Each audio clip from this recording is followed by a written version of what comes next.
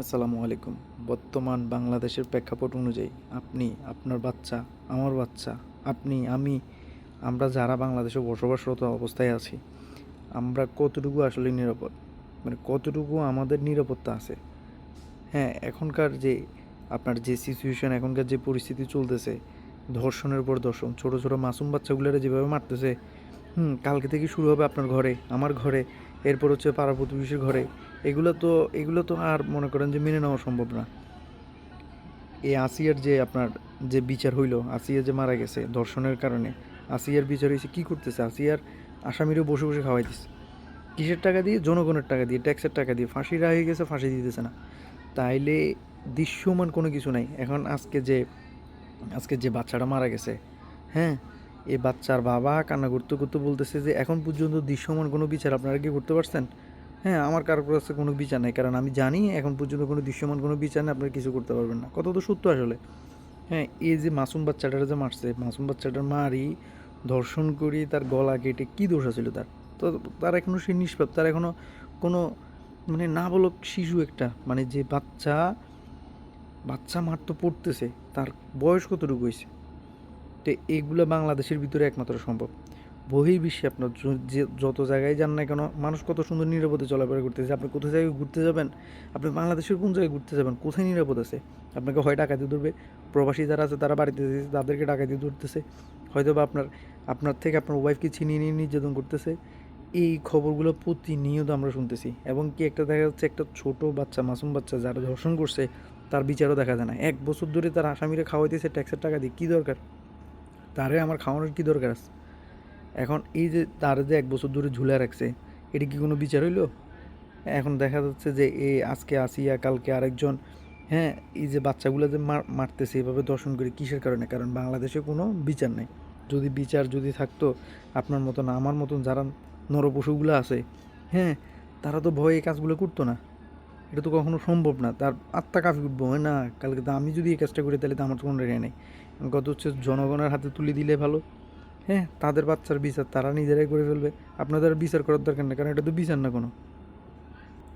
আপনি একটু চিন্তা করেন যে বাচ্চা যেটা মারা গেছে, রামিসার বাবা কিন্তু বলতেছে যে আমি বিচার পাবো না, কারণ তুমি জানাই কোনো দৃশ্যমান বিচার হয়নি তো এখন পর্যন্ত। কারণ এই বিচারগুলো হইতেছে না, কিসের কারণে হইতেছে না, কেন হবে না বিচারগুলো? মানে কোন দুঃখে বিচারগুলো হবে না কেন? দৃশ্যমান কি কোনো বিচার করে নাই?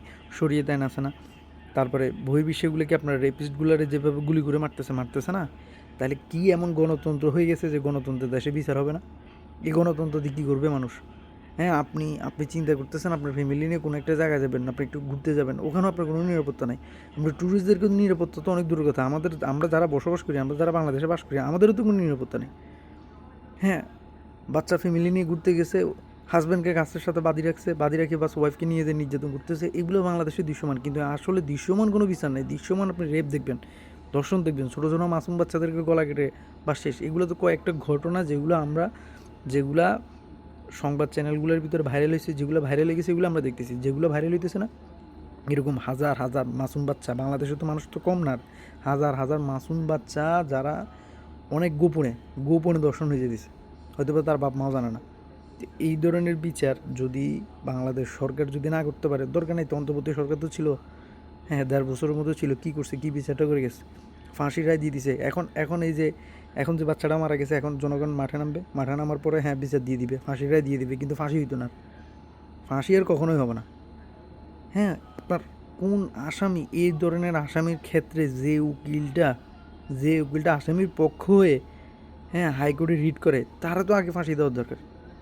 কারণ তে তো মানে তাদের প্রফেশনগুলো কেমন, যে একটা আসামির পক্ষে আমিও দাঁড়াইতেছি, কিসের জন্য আমি দাঁড়াবো? হ্যাঁ, আসামির পক্ষ হয়ে যে দাঁড়াই কি মানুষের বাচ্চা? আমার তো মনে হয় না মানুষের বাচ্চা। এই যে দর্শনগুলো, এই যে মাসুম বাচ্চাগুলা, মানে তার বাবা কীভাবে থাকবে, মানে প্রত্যেকটা দিন তার কেমনে কাটবে, আমার তো মাথায় ধারণা করিস। মানে তার বাবা যে নিঃশ্বাসটা নিবে, নিঃশ্বাসটা নেওয়ার পর্যন্ত রাস্তা রাখছে না। যার যায় সেই বুঝে। এখনও সময় আছে, দেশের মানুষ। আমার কথা হচ্ছে যে যে ধর্ষণ যেগুলো হইতেছে, এগুলো কোনো মানুষ না, এগুলোর বাঁচা রাখার কোনো দরকার নেই, কারণ এগুলো মানুষের কাতারে পড়ে না। এগুলোর যত দ্রুত সম্ভব এরা একদিন যদি বাঁচে থাকে এটাও লস। যত দ্রুত সম্ভব এগুলোর ফাঁসি দিয়ে দেওয়ার দরকার, কারণ এগুলোর তো কোনো দরকার নেই। মানে একেবারে মানে এই যে কোর্টে নিয়ে যাইতেছে, ধরতেছে, ফাঁসির রায় দিতেছে, এরপরে বসি বসি জনগণের টাকা, ট্যাক্সের টাকা দিয়ে আবার এটা খাওয়াইতেছে।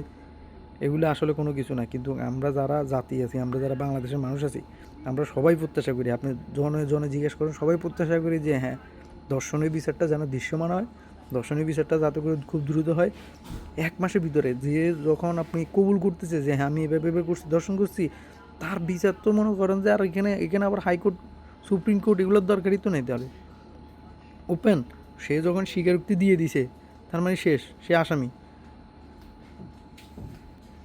আমরা এগুলো আর দেখতে চাই না। আমরা চাই যে বাংলাদেশের সুষ্ঠু বিচারগুলো যেন হোক, বিশেষ করে ধর্ষণগুলো যাতে করে বন্ধ হয়। সামনে যাতে করে আরেকটা বাবার বুক খালি না হয়, আরেকটা মার বুক খালি না হয়, যাতে এই দৃশ্য না দেখতে হয় কোনো বাবাকে, কোনো মাকে, যে তার ছোটো বাচ্চা, তার মাসুম বাচ্চা, যেটা এখনও ভালো করে মুখ ফুটে কথা বলতে পারে না, এই বাচ্চা রেপ হয়ে গেছে, এগুলো যাতে করে আর দেখতে না হয়। সবাই ভালো থাকবেন, ধন্যবাদ সবাইকে, আল্লাহ হাফেজ।